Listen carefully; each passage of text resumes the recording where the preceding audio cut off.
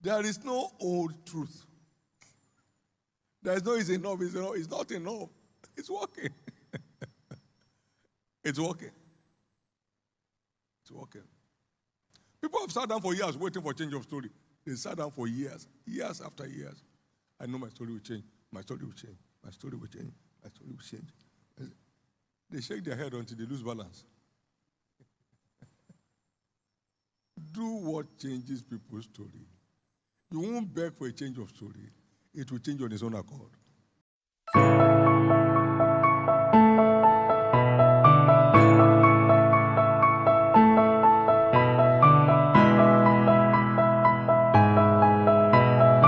We serve a covenant-keeping God, as we all know, and not a Father Christmas God.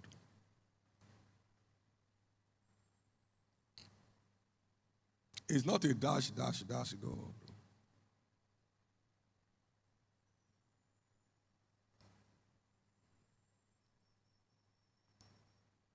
His covenant is binding on him, and his integrity won't let him do otherwise. For my covenant will I not break, nor alter those things that are gone forth out of my lips. He found some folks idle in the marketplace, and he said, why stand ye idle? Nobody has hired us. Okay, get down to the vineyard and walk. Whatever is due, you will be paid. I don't dash things out. Matthew 20, verse 1 to 9. He said it 3 times. So it's not a dash out God, a covenant keeping God. Every provision of redemption is available to whosoever will meet the conditions attached. Why call you me Lord, Lord, without doing what I tell you to do? Why are you crying to me day and night without committing yourself to the terms of the covenant that guarantees the meeting of that need? How long will you do that? Luke 6:46.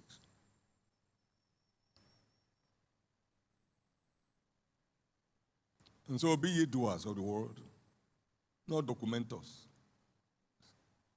Doers of the word, not preachers of the word.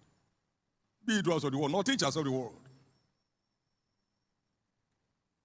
And no hearers only, deceiving your own self. For whosoever be a hearer of the word is like a man that looks at himself in the mirror. He walks away, forgets what he looks like. But whosoever looks on the perfect law of liberty, the word, he not being a forgetful hearer, but a doer of the word. That man shall be blessed in his deed. So the blessings come from doing the word. Serving God is a vital requirement for accessing the blessings of redemption. If they obey and serve him, they shall spend their days in prosperity and their years in pleasure. You want to spend your days in prosperity, your years in pleasure? Then serve him. Serve him. Your days are guaranteed. Your years are secured. Serve him. The young lion suffer want and hunger, but they that serve the Lord shall not want any good thing. Serve him. Serve his purpose on the earth. Be interested in his interest on the earth. So this week's exhortation is, we do not beg for a change of story in the kingdom. Yes, we are ordained for a life of continuous change of story, because the path of the redeemed is as a shining light, ordained to shine more and more and more and more unto the perfect day.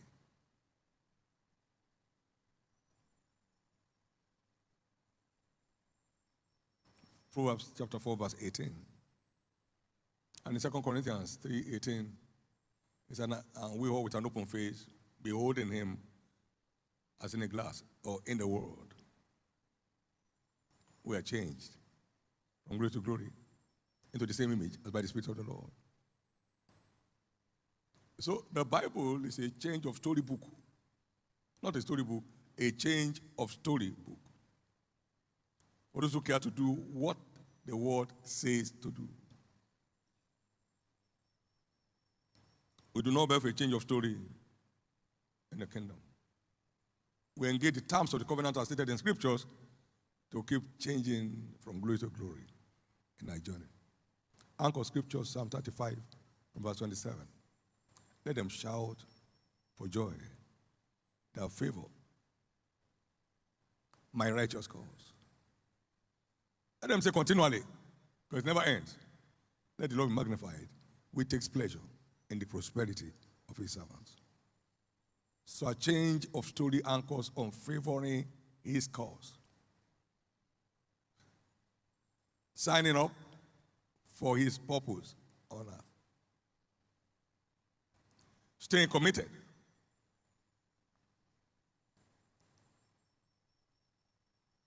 To his core mission on earth, to see people saved and established in the kingdom. There are some medications in the field of medicine that have been used over the years, and they are still working. They are still working, sir.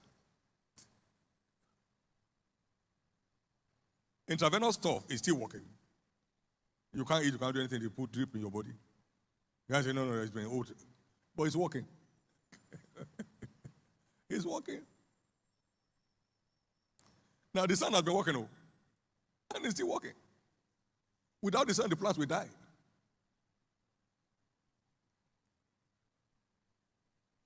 There is no old truth.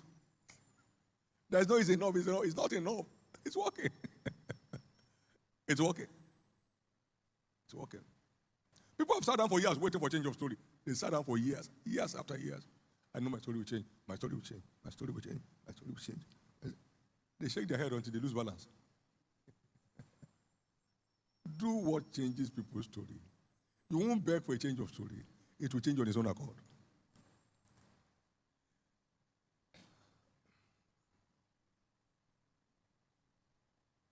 So in the kingdom, we do not beg to be blessed. We serve to be blessed. Thou shalt serve the Lord thy God, and he shall bless your bread and your water. You don't beg to be paid by your organization. You serve to be paid. They can't say they forgot. No, they can't forget. You are always on duty. You serve to be paid. You don't beg to draw money from the bank. If there's money in your account. And as we saw, it causes fruit to abound to our account. You don't beg the bank, excuse me, I beg today. I want to take 10,000. Hey Joe, Emma Bino. I'm sorry I came without giving you notice. They don't need notice. They don't need notice. If you just are going somewhere and you borrow, they have to answer. If they need to borrow from another bank, they will. Because it's your money. Not that, can I borrow money from you? I signed a check years ago in Kaduna. And they said the signature is not regular. I said, hey, when I give you my money, the signature is regular.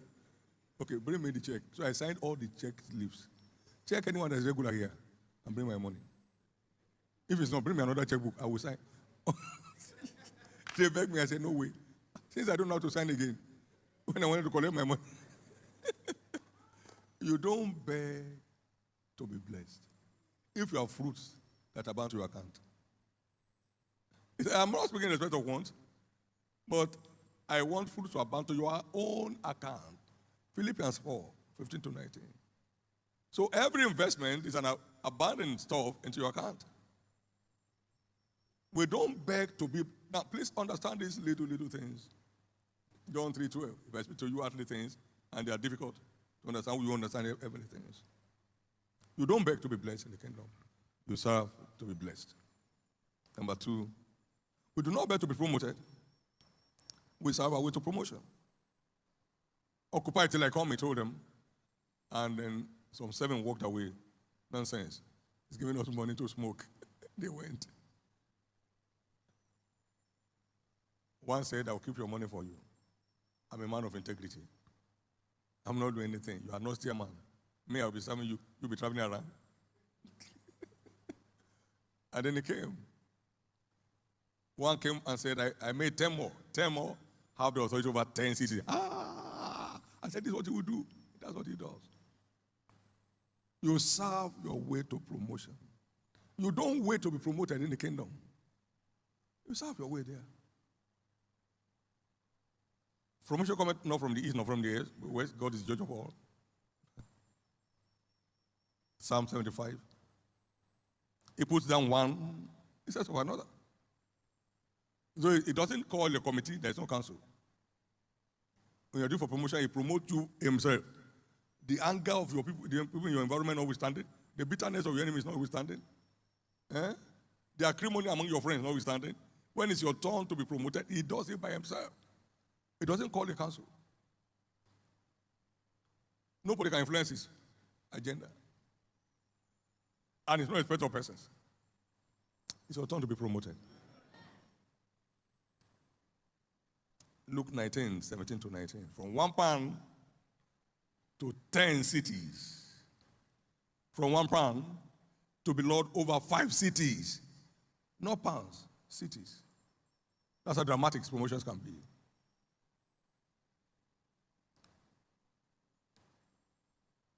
But note, as we round up this morning, only what emanates from the heart counts with God. Not with eye service as men pleasers, but as servants of Christ doing the will of God from the heart. Only service that emanates from the heart counts with God, not activism. Mere activism.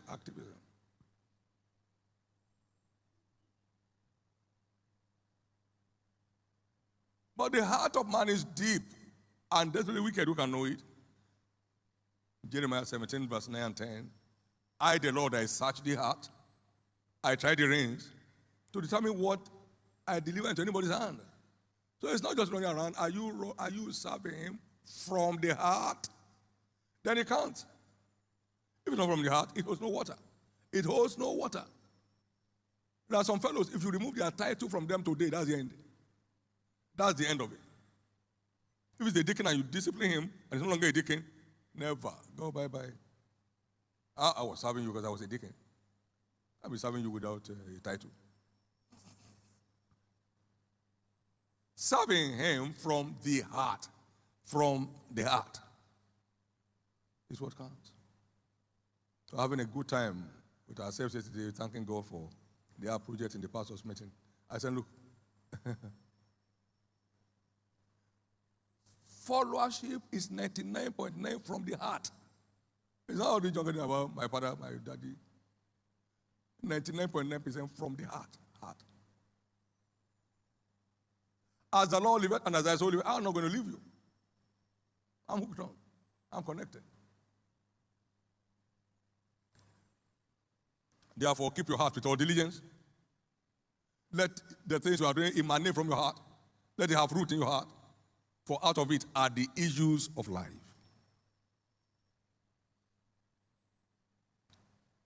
That's why some people's services have not been profitable. They are make them see me kind of service. Again, not with eye service, as men pleasers, but as servants of Christ, doing the will of God from the heart. And verse 8, knowing that whatever any good thing any man does, the same shall receive from the Lord, whether be bond or free. So every service from the heart guarantees returns. When thou sayest, seek my face, my heart says, thy face, O God, will I see. What is your heart saying? They have come again. Another operation. Operation never end here. It is a hospital. And yet it's going out. What are you going out for? If I don't go out now, what will the army say, minister? Which said, may you not waste your hours and waste your strength. May you value the strength that God has given you and not squander it. If you don't serve from the heart, it holds no water. Please. It holds no water. When I signed up with Matthew 33, nobody was there. It was me and God. It's not announced to anybody. No, there's not to announce there because there's no effect on it. No effect of it. It's either personal and heartfelt, heartborn, or it's not necessary.